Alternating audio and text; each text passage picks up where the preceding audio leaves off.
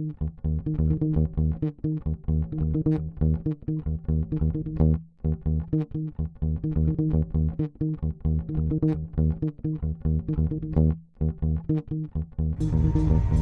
every veteran, there is a story about a calling to serve, to fight for the freedoms of the American people.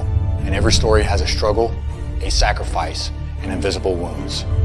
Warrior Watts programs help veterans recover from PTSD and invisible wounds through exercise, nutrition, and connecting with other veteran leaders.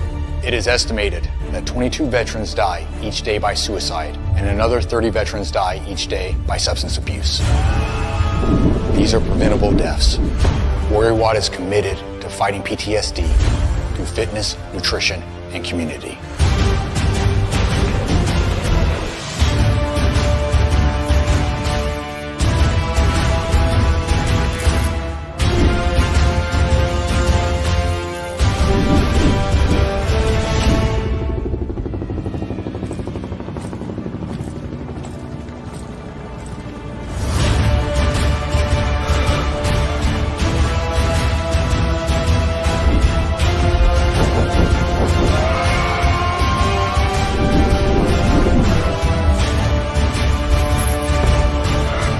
Got the privilege and opportunity to support our heroes in their time of need.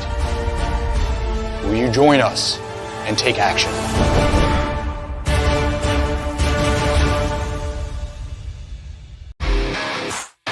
All right. Welcome back. MisFitNation, the MisFitNation show. We are a show founded by a veteran and hosted by two veterans and a military spouse. Our mission is to get people to tell their stories to the world. If you're an author, share your tips with the Misfit Nation. If you're a musician or an actor, our audience needs to know how they too can get into the business. Coaches, we love our coaches. Come on and share your tips with the Misfit Nation to help them become better versions of themselves. If you are a corporate leader or an entrepreneur, come on and show how you did it and how hard you have fought for success. If you are a veteran, first responder, or Gold Star family, we would love to have you come on and share your story with the Misfit Nation. We always have time for you. If you're feeling down, alone, or starting to see the darkness, stop. Think about those who are around you. You are not alone. You will be missed. If you feel like your problems will be a burden to those in your inner circle or feel embarrassed, dial 988. If you are a veteran, take option 1. We need you to keep pushing forward. Don't make a permanent solution to a temporary problem. If you are a new listener, welcome to the Misfit Nation show. Be sure to subscribe to our show on your favorite podcast app. Also on our YouTube channel at @the_Misfit Nation. Subscribe and click the bell to keep you up to date on our latest episodes and all of our news. You can also find us on Heroes Media Group and About Face Radio. Now, let's get to the show!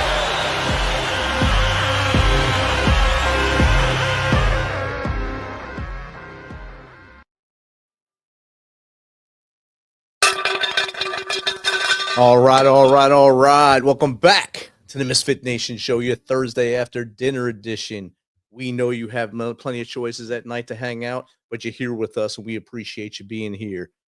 Those of you who don't know, we are on Reach Across America Radio now, Mondays at 3 p.m. Eastern Time on the iHeartRadio network. You get to hear our lovely voices over the airways of iHeartRadio. Tonight, before we get going, we have another solemn announcement. Officer Miguel Cano, California Highway Patrol, California. End of watch Wednesday, July 2nd, 2025. Let's keep Officer Cano's family, friends, peers, and this community in your thoughts and prayers as they go through this sudden loss and this sudden change in the situation. Tonight, we have a great guest, a friend of the show, a true misfit, if I may. He's a retired U.S. Air Force Major. He's a dedicated mental health professional and combat veteran with a remarkable 28-year military career. He's originally from the Boogie Down Bronx. He began his service in 1993 as an E-1 Airman Basic, specializing in aerospace physiology. After completing basic and tech training in San Antonio, he went to his first assignment at Air Force Base in California. Later in his career, Major Ramos played a critical role in military free-fall operations as a high-altitude airdrop mission support technician. During OEF, he flew 12 aerial combat missions, delivering essential supplies to frontline troops and humanitarian aid to Afghan refugees. We're going to stop with his bio there and let him tell what the next steps were and some of the before steps as we bring him in. So, without further ado, let's welcome Dr. Steve Ramos to the show. Welcome, Dr. Steve Ramos. I appreciate you having me, Rich. Thank you so much. And I know that it takes a little bit to recap 28 years. Yes. Going from an airman basic. I like to tell a story in terms of when I did come out of the boogie down Bronx, there wasn't really a lot of options. So my dad basically said, "You're going to join the military. You're going to go find the Air Force recruiter." So I did, and so first assignment was Beale. Did a few other assignments as a physiology tech, supported the YouTube program. With pressure suit operations, and then we started jumping out of planes and doing high altitude airdrop support. Was able to get right into some special programs. Got to work with a couple clandestine units as a support person with oxygen bottles at high altitude, kicking jumpers out, kicking equipment out. I didn't know where I was at times when I was first introduced to the community, but the special operations community is really special to me. Really got interested in mental health because I was intrigued by some really high performing professionals who also were enduring that didn't understand their own vulnerability when it came to their psychology. So that's sort of one of the reasons. And then I had my own journey through, a few different traumatic things. And I'm also a product of therapy myself. So some interest there. Retired in 2021 after, helping lead the mental health clinic at MacDill Air Force Base here in Tampa. And so I started a practice in 2018. It's called More Life Center for Wellness, more of a holistic center. However, we specialize in mental health outpatient. That's our foundation. And we've got a couple other disciplines that we've introduced. So we pay attention to things like diet, exercise. We also do a limited amount of lifestyle nutrition coaching. So we're looking at the whole individual, but our primary goal is to meet that person. Sometimes when it's at their lowest, we don't know what to expect when they come through that door. And it does take a lot for people to make that initial call. So I appreciate what you guys are doing on the show. Thanks, brother. And we met, of course, at a clinic in January, February, late January, early February. And you met me right as I stopped my battle with alcoholism. So right as I stopped it, in the infancy, I like to call it. So that was 3 days after my last drink, I met you. Congrats. And you told me you should probably wean into it so that you don't go through any problems. And my hard head said, no, I'm going full bore. I'm going all in. And you've just been that cheerleader in my corner since then. Great milestones. You hit 100 6 months now, I guess. And it's still a ride. And it's just by having positivity from you and being able to have that connection that me and you had, both serving from 1993 on, both from the Northeast, Jersey, New York, and knowing each other's backgrounds and being able to get that comfortness and help me to stay on my journey to wellness and help others like I do here. So I appreciate you. Sure. Interestingly enough, I like to say that myself and the therapists that work in our practice are relational people. So we actively look for things that we relate to with our clients, because that's what initially it makes people comfortable. Nothing really is more important when you enter a therapy setting than safety and trust. And if you have some commonalities, it's a little easier to establish that. And it's very easy for us. Yes. We had everything except I couldn't find the Air Force recruiter. You found them. So right. That's the only difference we had there. The Air Force recruiter was a ghost at the time. So it was either the Army or Marines, and Marines weren't, so the Army won. At our high school, there was Army recruiters, Army and Marine recruiters hovering around the high school. You couldn't find an Air Force recruiter. Trying to grab people, grab the hard luck kids out of there. Yeah, definitely. Yeah. You get to see a lot of our brothers and sisters through their worst days and get them to better times. What are some of the tools and techniques that you were able to use to help them get over that hump and stay in the light, like we like to call it here? Yeah, no, I appreciate that question. I think really when it comes to folks that have experienced traumatic events, perhaps they're involved in something in combat or they've seen things, we don't always go into those situations understanding like the detriment of what that does to our psychology. we're really good with medical injuries. I think we do a good job in our country taking care of people medically. However, it's those invisible wounds that I think go unnoticed. We come from cultures. I'm using that word in a plural sense on purpose, because most of us are born in cultures that do not, encourage us to be in touch with how we're feeling. If it's dark, we don't say it's dark. If it's hard, we don't really say it's hard. We say, I gotta push through this, right? And some of us leave that type of culture and go into another culture, right? Like called the Department of Defense, like choose your branch. It's the same mentality, right? It's we're gonna display perseverance, passion, grit, guts, whatever we have to get the mission done. And that's really what it comes to. And there's really not a lot of time to acknowledge, how things make us feel. But I can remember, I think I was in the Air Force for 1 week, and I was on the flight line at Beale Air Force Base, and I see a U-2 taking off, and the first thing I see this airplane like is having problems, and the airplane went down, and I see a big old fireball, and I'm 1 week in the military. Welcome. About 1 week, 2 weeks in the military. So I'm already seeing this, and I'm, really, really confused. But I think really what we have is a problem with culture and acknowledging our vulnerability psychologically.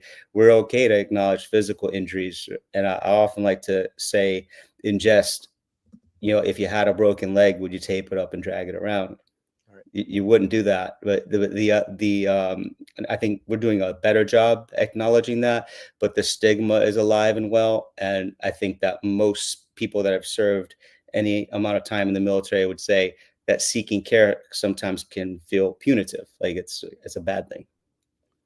And definitely when we were in from 93 till probably right when I retired, 2015, it definitely felt, you had that feeling that if I raised my hand and said, I can't go today, then you were put to the back of the line. You're no longer a leader. You're no longer able to be trusted with anything at that point. Mm-hmm. And that was just, like you said, the stigma. And even in 2011, when I came home from my 2010-11 deployment, I raised my hand and said, look, I need help. And they told me to put my boots on and go back and lead. That's my job. And so I did, because that's what I did at that time. Yeah. And it wasn't until way later that I finally sought help and got it. And it was after I retired. Mm-hmm. I think that we would say, and I appreciate your efforts to get help. I think that what we face is, this system that it does look punitive, right? It looks punitive, and there's a lot of social pressure to stay away from the doc, right? And not admit that. But what I think we could do a lot better in the DoD and society in general is encourage people to get help earlier. Yeah. There's a lot of things that we could teach people from an educational standpoint regarding communication, regarding relationships, regarding several things that could actually be more preventative. So I don't think we're preventative enough. I think we got to be a little bit more preventative, but our policies sometimes prevent that. And I think we'd all agree with that, and then also the social pressure, like you're going to get called all kind of names and things the day you show up and you get on a profile. Can't carry a gun anymore, can't scuba dive, can't jump out of a plane. And those are the things that keep us as service members going. Those are the things that we look forward to. I remember, being on the Air Force parachute team, I lived to jump. I lived to, and the days I couldn't jump, I was not happy. The days that the weather was bad, I was not happy. But should I go to the dock for just about anything, they were going to ground me. So, you avoided it. You avoided it. And that coupled with the idea of we're in a culture that says you're strong enough, suck it up, drive on. And so I think that tends to put us in a place where we're neglecting a lot of what is not seen. Right. Definitely. We got our first question. This is more of a funny question for you from my brother. Did you eat better in the Air Force or in the Bronx? Oh man, I can't answer. But you get in trouble. Better. What is? So let's talk about what better is, because there you go. We're talking about that Puerto Rican food that I grew up on. I mean, that was good. Yep. And the Air Force chow was good too. But I don't know, man. I might incriminate myself here. Yeah. But I mean, I would say the Bronx. Keep myself out of trouble. That keeps everything happy at that point right there. You said that. Good answer. Very good answer there. I know what we've talked about this many times over the last 6 months is the help that we are getting as soldiers and sailors and airmen and Marines. I see it where I work. I can see that they're trying to do the whole person approach, kind of like a mind, body, spirit kind of thing. They're trying it. They're putting it into the front units, the battalions, the brigades. Do you see that as I guess a program that can last long, or is it just something that right now they're putting over a fire? No, I think that's something that could be sustainable. I see that as something. There's not no one is just their mind or their body or their spirit, right? That everyone has multiple parts of them.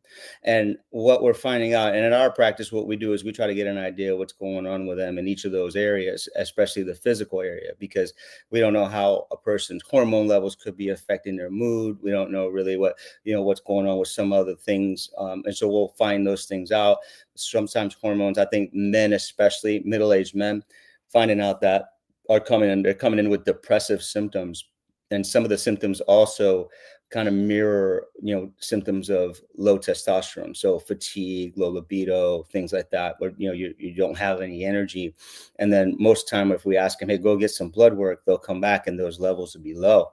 So there's a lot to that piece there. And what we are, and I think there might be a little bit of an over reliance on some of the medications. So the psychotropic medications, the SSRIs and those types of things, I think there's an over reliance on those. And I think you get more benefit from what you would get from exercise and eating the right food. So I think there's a lot of research still to be done, but I think there's plenty of research that supports that if you have a good balance in each of those areas, that you could have a successful life.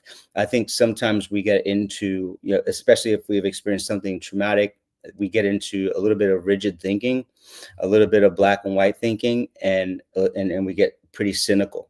So when you introduce a new idea, what the first thing people do is they just shake their head and, nah, that's not going to work, right? I'm going to can that.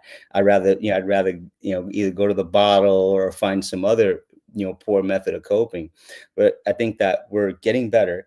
I think the education needs to be a little bit better, and I think just making people understand that being vulnerable and sharing and finding someone that you trust and sharing your story with them for your sake, really, right? That is the first step to the healing. But everything is we experience something, we take it in and we keep it to ourselves, right? Because we think that that's strength, right. But it's actually the opposite. I think it takes more strength and courage and bravery to be vulnerable, to share, and to tackle those problems head on.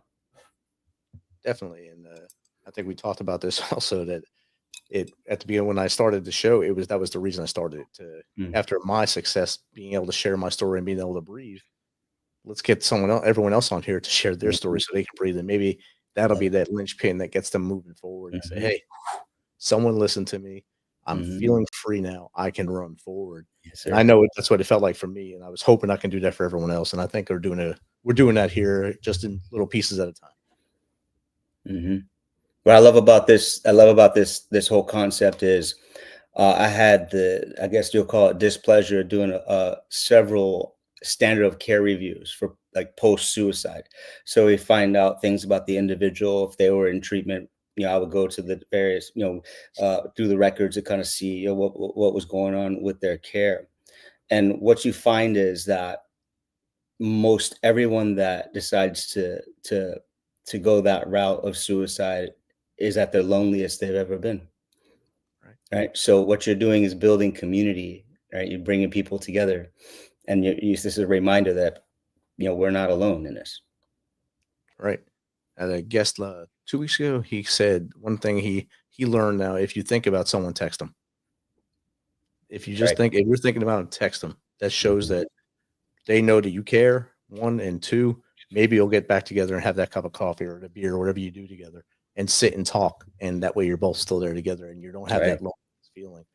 I think that was one of the great lines I was given on the show in the last year. So I have it written down here somewhere. So. And that's real. I think that conviction or that feeling to do that, it gets stronger and stronger the more time goes on, and you start to get that urge. And I say, like, if you feel to do it, do it. Right? Don't think about it too long, because you won't do it. Send that text, make that call, write that letter. I have a client who said that he was going to handwrite letters to all the people he loved because I think he's really of the mindset that, and it's accurate, like life is very fragile. We don't really know what's coming tomorrow, Right. but if you can make somebody understand how much you care about them, that they're not alone, it goes a really long way.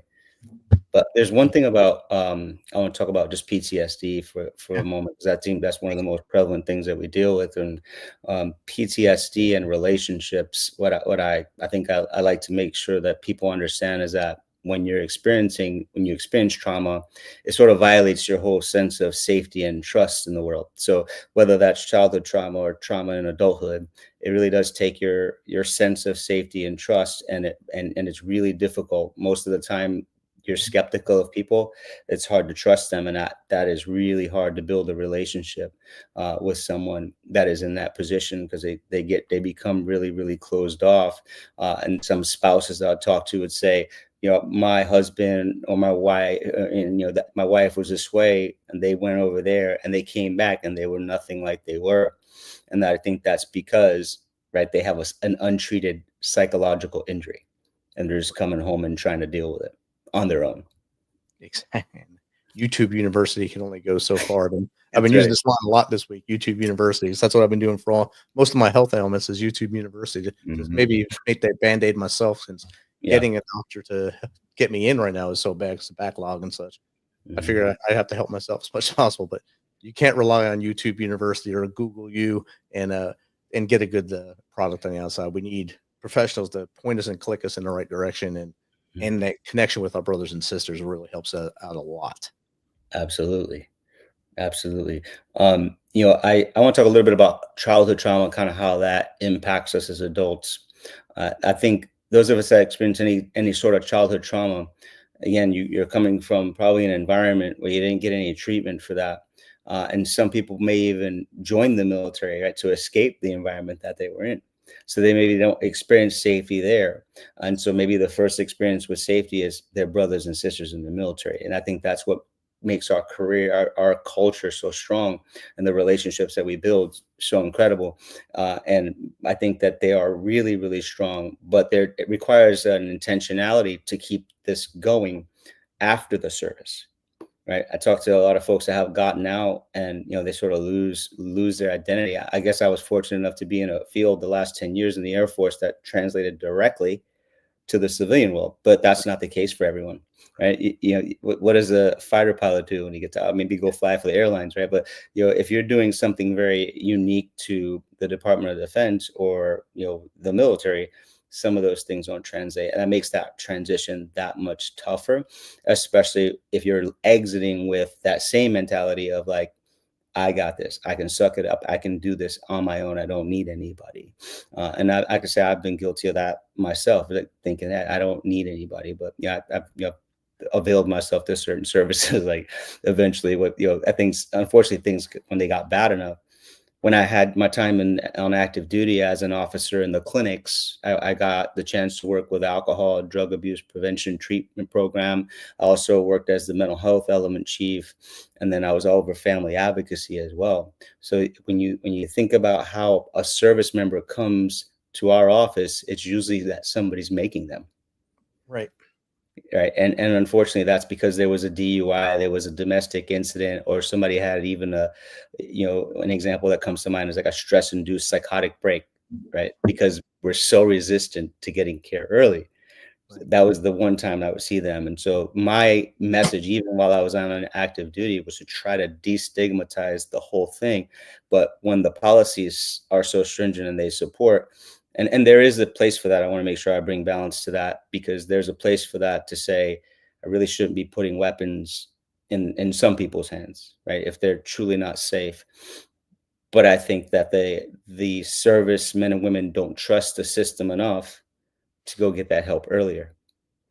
Because the Definitely. reason this couple is having a difficult time communicating is because they don't know how to communicate as a couple. But there's people on that very base that can teach them the skills to communicate to avoid that domestic, right? There's Right. people that can teach them, hey, if you have this many drinks, that you're going to be over the limit. You probably shouldn't drive, but but that's not something that we're proactive enough, I think, about. And so I think that, and it's not to be disparaging to the military. Those are some of the things I saw objectively as I was leaving the military that were not person centered; they were system centered. And that goes back to what we said earlier about not wanting to get that stigma. If I go ask for help because I'm having issues in the house or issues with drinking, then now I'm perceived as this, and I don't want that. So I'm not going to get the help until now it's reactionary to get help because I have to. I got the UCMJ or I got arrested off base, and now it's mandatory for everybody for me to get this. So that's the sad truth for many of them guys and gals who get in trouble that way is because they don't believe if they go get help, they believe if they get help, they're going to be in trouble anyway. So Yeah. it goes back to exactly what you said before about punitive. Yeah, and it's systemic because this man or woman goes and sits before their commander because they had a problem. The commander's wearing a uniform, and they go over to my office, and they sit in front of me, and I'm also wearing a uniform. I'm not saying that all mental health providers shouldn't wear uniforms, but there doesn't look to be any distinction between that commander and myself. We're in the same uniform, same rank probably, and there's not really a lot of there's not a lot of trust here. Right. And I think that's because we're not really promoting that early help seeking. And I really regret that I didn't get help from my first deployment. Really, I should have got help, but I always said it was someone else's problem. I wasn't the problem. You're the problem. I didn't change. You changed. And it wasn't until 10, 11 where I realized that, hey, idiot, it is you. It is you that changed. And you need to flip that switch and figure that out. And but then I wasn't afforded it, so I had to keep driving forward anyway. So I just turned the switch off and kept running. But you learn.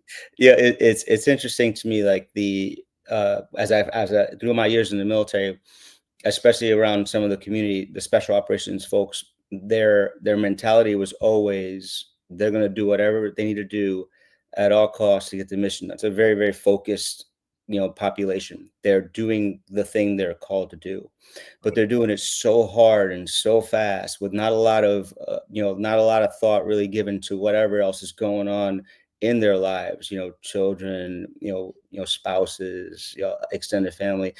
We just get locked in to something. And I think for a time for me, it was, for about 11 years on the, jumping out of airplanes was my thing.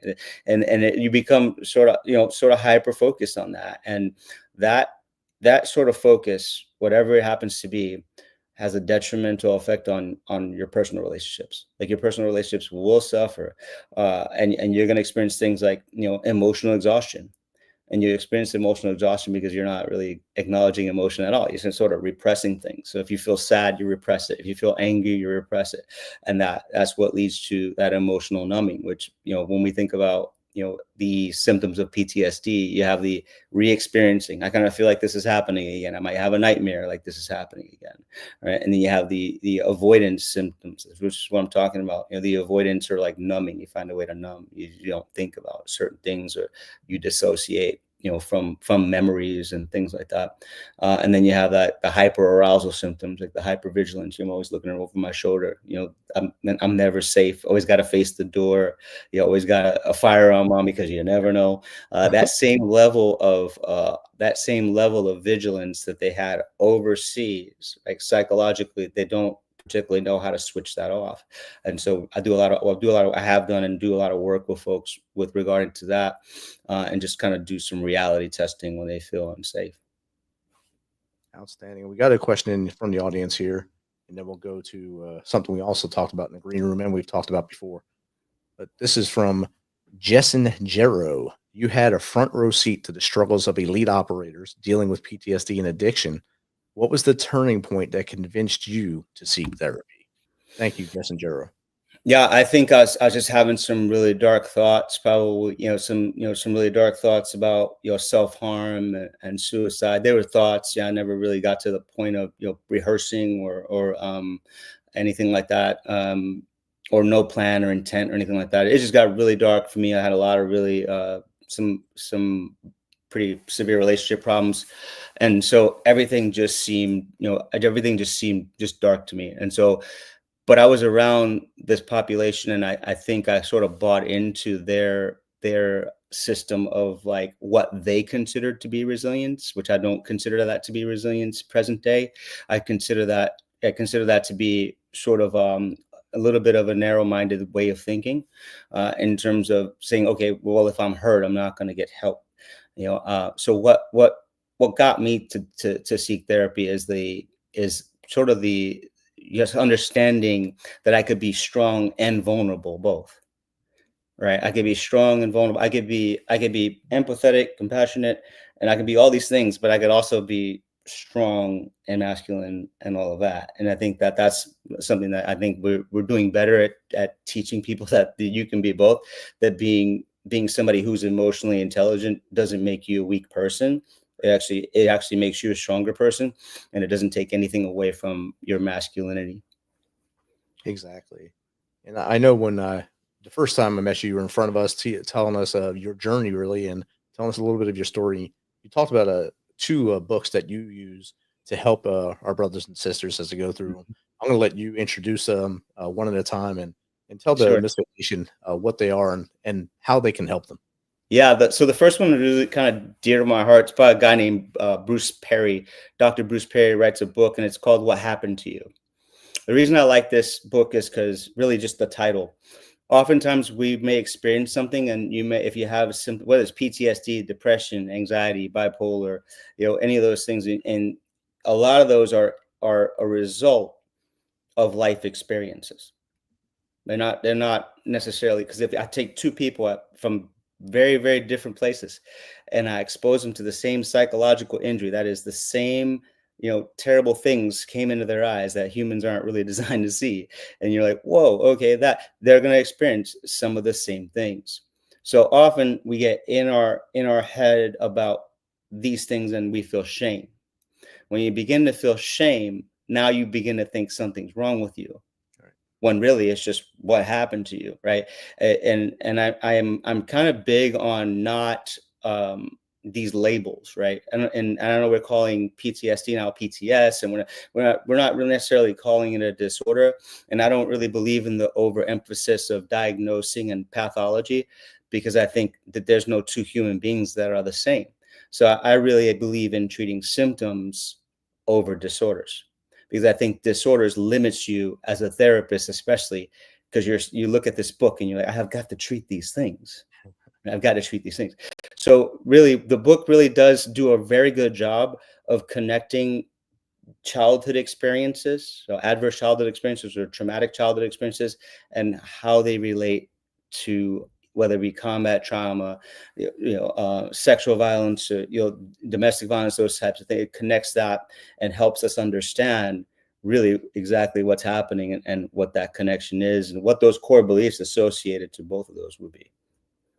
Definitely. And it's also has Oprah Winfrey on it. Yeah, Oprah Winfrey's on there as well. Yeah. So she had a very, if you didn't know, she had a very traumatic childhood. She suffered severe childhood abuse. And so I think that he uses her, but he goes into a really, really in depth about, what it would take to get better as well, which is one of the things I really appreciate about the writing. Yeah, I thought I had the wrong one at first. Said Oprah Winfrey. I said, oh, there is Bruce Perry on there. It has to be the right guy. Bruce Perry. I think he's the main contributor. I think she might be named first because she's Oprah Winfrey. I don't know. Of course. and she published it, Harpo Publishing. So it's her people. There you have it. And so that one's definitely a seller. Obviously, that's on Amazon. Right. I think it's $14 for a hardcover, $19 for the paperback, which is usually opposite, but that works for you. And of course, if you have Audible, it's only one credit to get that as well.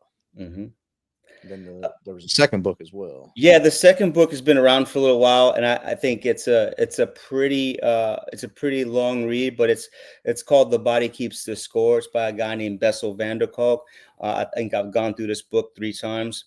It actually helps us to connect the body and the mind. So when you're suffering mentally, right, it really does help us how to recognize some of those symptoms physically first. When we think about anxiety, when a person experiences anxiety, the first place they feel that is in their body, right? So if you feel anxious, or even you could take anger, right? Especially men will relate to that anger. They say, hey, you're a hothead. What does that mean? I'm a hothead. So a hothead, your face is hot. your head is hot when you're angry. Right. Right. I tell people all the time, you got to pay attention to what your body's doing. And that is the first clue. It's like an alarm, right? It's like an alarm that I shouldn't be talking or trying to solve a problem at that moment. And so, but that's something that I think that, that book does a very good job of outlining how trauma and the body are related and how the body speaks to us about the trauma and can help educate us. Definitely. And both of those are on Amazon. That one's prices are a little different. The hardcover matches what the hardcover usually is, $26.58. A paperback, $10.86. That's about normal. And audiobook, 1 credit available instantly. So if you want to check it out, go ahead and you can click on audiobook right now and download it. You can listen to that instead of listen to rage music on the way to work tomorrow. It'll help you. We have another question from the audience. This is from Drew It For You 9. Let's see. Hope I didn't mess this up when I cut it. How do we begin to change the military culture asking for help, where asking for help is still seen as weakness, especially among leaders and NCOs? I think you can give them, my very first answer is you can give them the stats. Yeah. Give them the stats, right? Give them the stats. We're losing people. So what's your threshold? Like that, I think there needs to be a real conversation about the threshold. What's the threshold and why is your system punitive in nature? Why aren't people feeling that sense of belonging and that sense of safety that they feel like it's okay to go get help? And I think that it starts at the top, clearly, right? It starts at the top. And when I was at MacDill, there was a 1-star general that would come in for treatment. And he would come in for treatment, and one of my colleagues saw him, an active duty colleague saw him, and they tried to ask him if he wanted to come through the back. So they wouldn't. And he said, "No, thank you. I'm going to sit out here with everyone else. I'm going to wait my turn and wait till you call my name." And that's a true leader, right? He's leading from the front. He understands his vulnerability. He's still a human being, right? It didn't matter how much rank I had or how much rank anyone else had. We're all vulnerable people. We're all vulnerable people. We all hurt. We all have pain. We all have things that we go through that sometimes we can't explain. But at the end of it, I think it's a policy issue, and I think we need the right people up on Capitol Hill talking about this stuff and saying we're not okay with this, right? I'm okay with a lot of the efforts that people are making to try to change things. There's a lot of really good nonprofits out there doing really good work, but that change needs to happen at the top. It has to start up there. That's where it really needs to start. And advocacy helps. If you get up there and you want to be an advocate and not just talk about it, be about it, go up there to the Hill and find your local congressman, your local senator, go to their office, talk to them, and either them or their tribe, their crew that's in their office, they'll take notes. They'll see that you're hurting, and they'll take them. If you, like Doc was saying about stats, if you have stats, that paints the picture for them, and they'll see those numbers. They should already know some of these numbers, but 22 a day or 44 a day, however you look at the numbers, it's bad no matter what. 1 is bad. 22 is horrible. 44 is a catastrophe.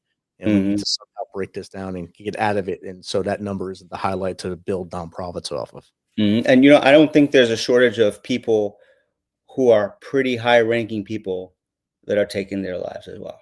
Right. And what are those numbers like? And those are the decision makers. So as long as those decision makers are not understanding their own vulnerability and like that they could go too, like any one of us could go, like then we're going to be right where we are right now. But when they humanize themselves and they say, I'm a human being too. Like I have marital problems too. I don't like my kids some days, like there's got to be humans, right? You got to be humans and then show everyone else that being vulnerable is okay. Right. And the earlier you do that, the sooner you can get back to work. Right. And like you said, with the general officer sitting in a community in population, and sitting there with airmen and tech sergeants and maybe young lieutenants sitting out there with them, that shows them that, hey, the boss man's in here. Hmm. That means this is all right for me to be here. I don't have to go in there and lie to the doc and say I'm good and I just sign this paper so I can go back to work. I can go in there and tell him everything, and he'll still sign that paper and say, yay or nay, I can go back to work, or maybe I need another visit before I should go Hmm. back to work. Yeah, But I we won't. need more of those folks, and we need more of those folks. And I'd say that I'm hopeful that as the years go by, I think your folks in their 20s, early 30s now, I think it's a little bit more normal. Right. So in another 20 years, hopefully those will be our GOs, and we could change the culture. Hope that answers the question. I think it does, and I believe it's starting. Like I told you, it starts in the brigades here now. It's probably starting in the academies now too, Hmm. and probably the ROTCs and the schools where they're promoting it to those young cadets and telling them, "Hey, look, it's all right. You're not always going to be awesome every day. Right. You got to know when your feeling numbers is not good, and maybe ask for that help, and maybe ask for that little tweak to make you push forward and have a good day, and learn what practices you can do, what tools in your tool bag you can pull out that day to make it through." And I think that we're in a way better direction than we were when me and you started. Right, for sure. The culture's changed so much, and I think that the more that people can, say, "Oh, that's okay," and it's interesting because you resist something that could be good for you early, right? And then you suffer more later Right. by not doing that. So I do think the culture needs to change. I do think that it will. I hope I'm around to see it. I hope I'm around to see even in society, that it needs to change there as well. Because even as a civilian person, if you've had a number of mental health visits, or you've been diagnosed with a bipolar disorder, there's a lot of licenses, including mine, right, that will ask that question every 2 years when you go get your license. So it's still sort of frowned upon in other areas too. Now these are jobs that require a lot of responsibility, so I kind of understand on one side, but I think in order to destigmatize, you got to remove some of those roadblocks. 100%. And I think that's we're on the right path. And I know, just like you said, it's going to get better for the next generation of Joes and Josephines that put the uniforms on and get out there and defend our country. So, I mean, our country's birthday is tomorrow. It wouldn't Yes. be a birthday without guys and gals who have served in many wars along the way since 1776 or 75, all the way up to now. And that's a testament to it. But we have to take care of our warriors as they go through and come out of. And I think we're on the right path now, way better than 1993 when you started. Mhm. Yeah, I think you see more of like leaders getting to know people, Yep. and paying attention a little bit better. I sure, when I was and even though we were in a mental health clinic, we had some people that would struggle. And if you make yourself available, and it doesn't take a lot, right? If you're a leader out there and you're listening, it doesn't take a lot. If you stop at somebody's desk for 5 minutes and you find out one personal thing about them, Yep. and you have a conversation with them and you let them know, hey, you matter, like you're important to the mission here, you're important to this organization, that goes a long way. So I think that, again, this is all about like leading from the front. And I think if our leaders are checking in more with people, and being kind and considerate, I think there's a time and place to be harsh, right? There's a time and place to be direct, but I feel like there's a lot of soft skills missing. A lot of hate. We don't really default to being kind, or at least courteous to people, and that can take a person to a dark place, especially if you don't know them, you don't know where they've been or what they had through their childhood, through their adolescence, and through their high school years, or what have you. So I think there's been historically a lack of sensitivity that I think we can bring some of it into that, and still maintain the same fighting force. Definitely. And I think if you make the normalcy of the social and emotional intelligence of the leader to get to know, at least, like you said, just a little bit about Hmm. every person that they interact with, Right. it makes them not feel like a number. It makes them not Hmm. just feel like a cog in the machine that they don't think they're worth it. They're Hmm. just out there nugging along, and I'm going to get out after this enlistment, and because they Yes. don't care about me. But if Yes, you sir. start to give that care, you wind up keeping good quality people in the Mm. service for a long period of time. Mhm. It's once they feel like they're not getting cared for, or like you've been saying it, or they feel alone, it's Mhm. over. You've Yeah. lost that soldier, lost that airman, lost that Mhm. marine. They're going to go back to the other destructive habits that they had before they came Mhm. in. Yeah, and I think we can talk a lot about that in terms of, why do people numb? Yeah. Because things hurt, right? They numb because it hurts. Like we wouldn't, people wouldn't drink alcohol to excess for decades if it didn't do something, right? It's numbing that pain. But what's happening is you're prolonging your healing in that sense, right? Because you're not really online, right? You're offline. You're not online to kind of to deal with those things. And so I think that that's part of it, is that numbing is a form of dissociation. And that also is like not even a secondary, but I also believe that that is symptomatic, right? Because at the core of it, they're numbing from something else. But often in society, and we make the alcohol the problem, right? Which it is problematic, but you really don't you don't really heal the person until you understand why they're numbing, why they're disassociating. 100%. And you're basically putting a Band-Aid on something that's not really there sometimes. And it hurts everyone, not just the person that you're putting a Band-Aid on to push them aside. You're hurting your whole unit or your whole whatever. Or when they leave the military, you're hurting their community, hurting their family unit at that time. And it doesn't get better just by pushing it aside. No.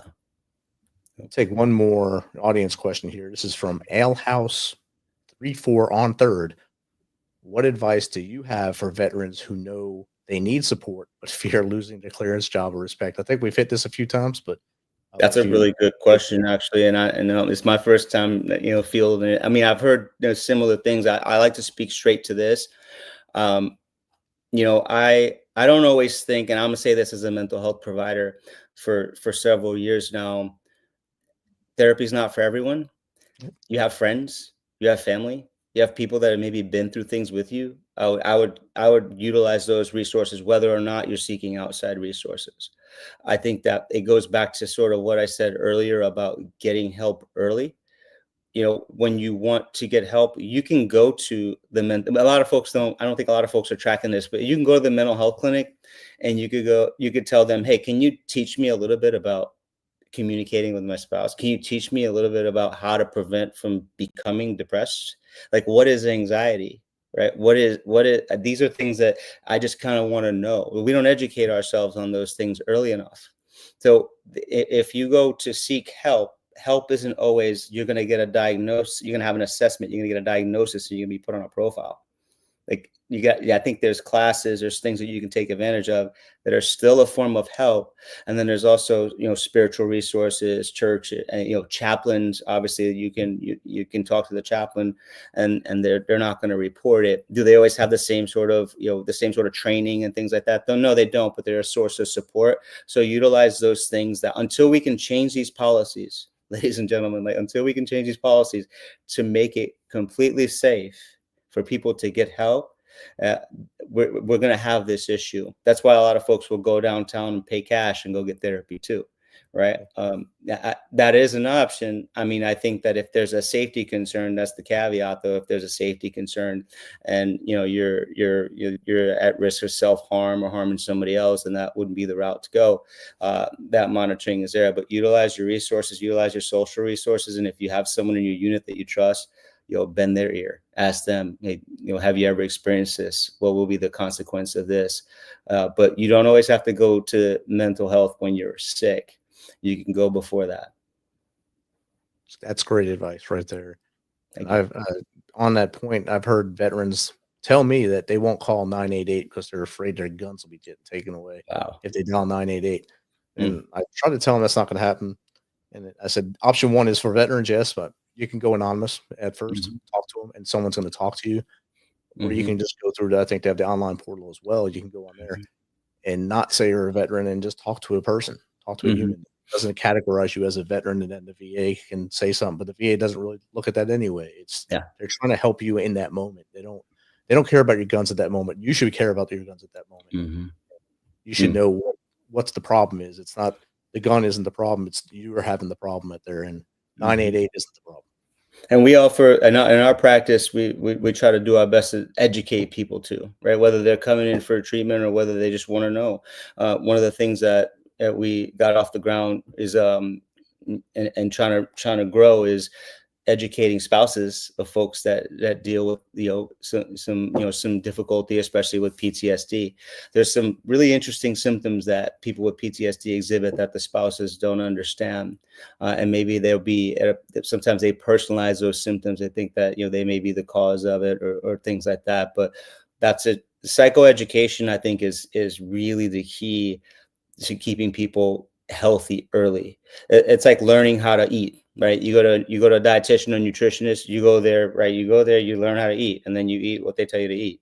But why with our mind, we treat it so much differently. But that's really what it is. Like, there's people out there that can say, hey, these are some healthy coping skills. Try this, try this, try this. So my encouragement is to get help early, but it is important to protect that clearance.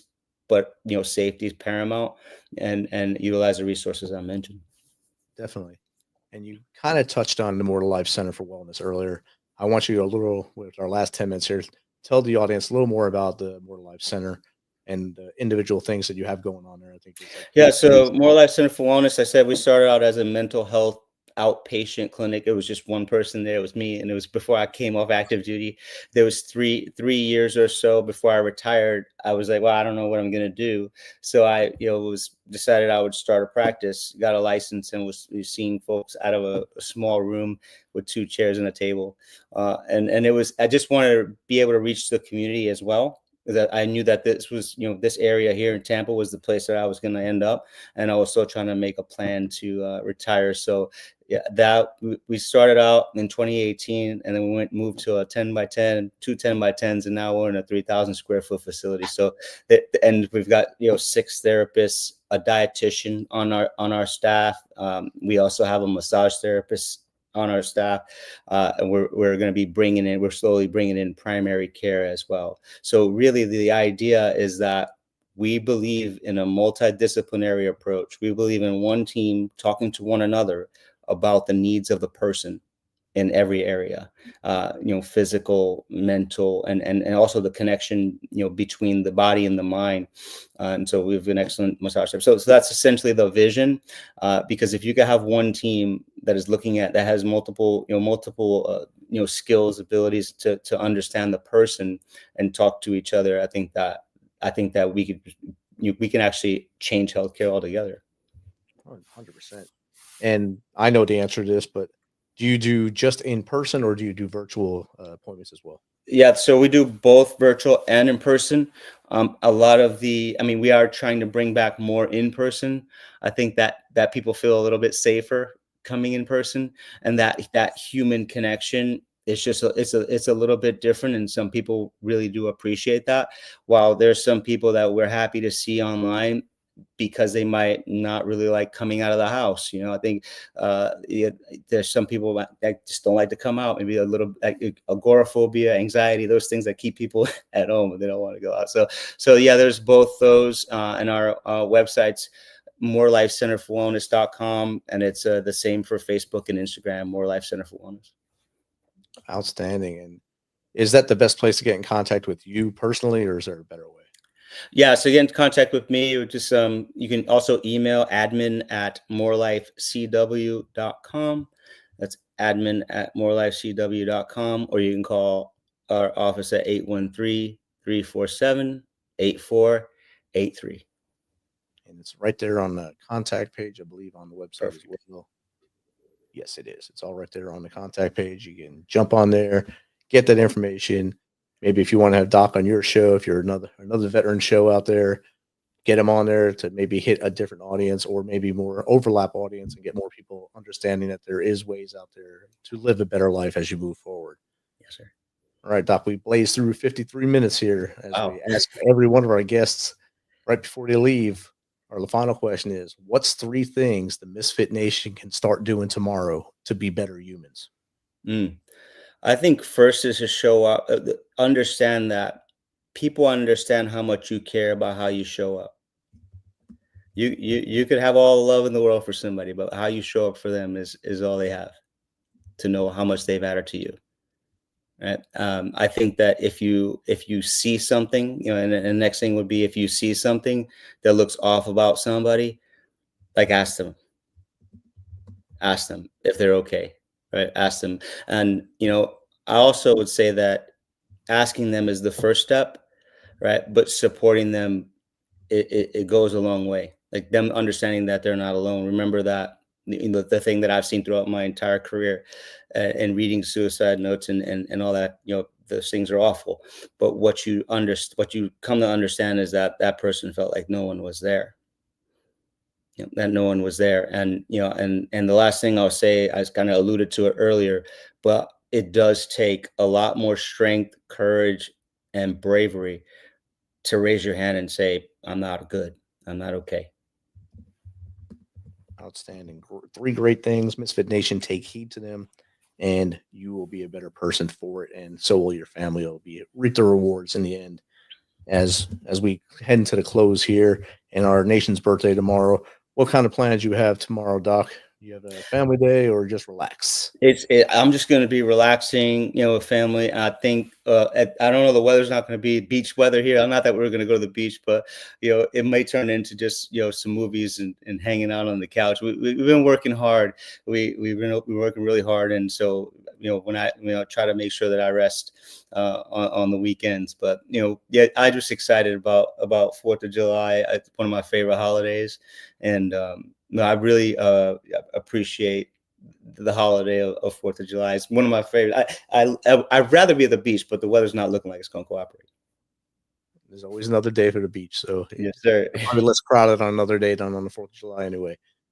Doc, do you have any last second thoughts for the Misfit Nation before we close it out and say goodnight? I think really what I've learned, through getting to know you, Rich, thank you so much for the opportunity, is, community is important. Community is important, right? And this message is a message that it's a tough message to send, because it goes against the cultures, most of the cultures in which we were raised in or we grew up in, but understand that there's somebody there to help you. There's always somebody there to help you. There's people whose lives are dedicated to helping, and helping professionals too. If you're out there, you also need to make sure that you're getting the help that you need. I think it's difficult sometimes with the things that we hear day in and day out. So you got to have support of your own. You've got to have, a team of your own that's there to help you. But just really understanding that there's always someone there, and you're not a burden. No one is damaged goods. And there's people that want you to be well, the same way you would want others to be well. Outstanding. Thanks again, Doc, for taking your time tonight. Misfit Nation, enjoy tomorrow. Be safe. We want to see you back Sunday night for our next show and for all of our shows, because a day tomorrow with you is 100% better than a day without you. Till next time, be humble, stay hungry, and you keep hustling, because you know who we are.